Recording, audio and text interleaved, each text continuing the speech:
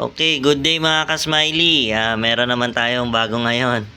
So, DJI Osmo Pocket Repair. Ayan. So ang ginawa ko, tinanggal ko muna yung main battery niya. Ito. Ayan. Tinanggal ko muna. Which is, ayan, nag-umido na. Kasi hindi to na-charge ng ilang taon.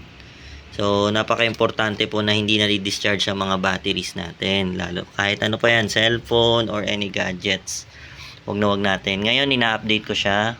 Nakalink na siya. Ayan. So, buhay na yan. Gumagana na yan. Naka-stabilize na yan. Gumagana na siya. Ayan. So, installing firmware na tayo.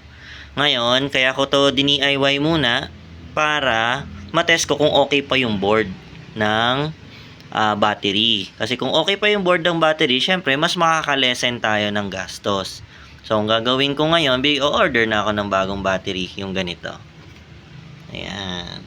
Ganyang battery. So, 18650, pinang-test ko muna. Dalawa. So, ayan. Diba? So, success naman. So, yun. Installing firmware na lang siya. Ayan. Kasi in-update ko na rin.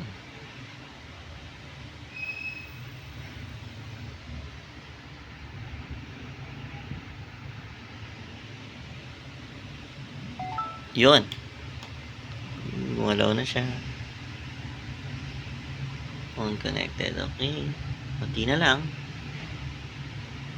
94%. Update success. So, DJI device update successfully. So, okay. Yan. So, okay. Home. Device.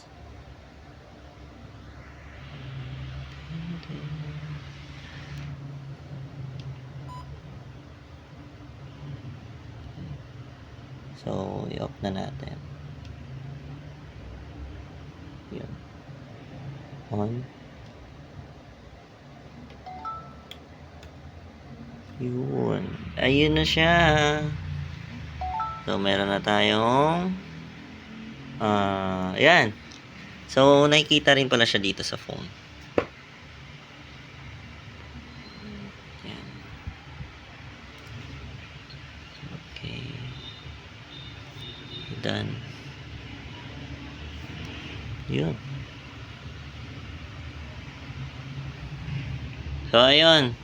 Sa mga merong DJI Pocket Osmo dyan, pwede tayong repair. Yan. So, order na lang tayo ng battery. So, upon checking, syempre, baka kasi nasunog na to ng liquid ng battery. Kaya, mas maganda, ganito muna yung purpose para i-test muna kung okay pa yung board. Kasi mahal yung board eh. Ngayon, kung okay yung board, di go tayo sa battery. Diba? So, less gastos. Diba? So, DIY lang. Then, update ko kayo pagka dumating na yung battery. Alright.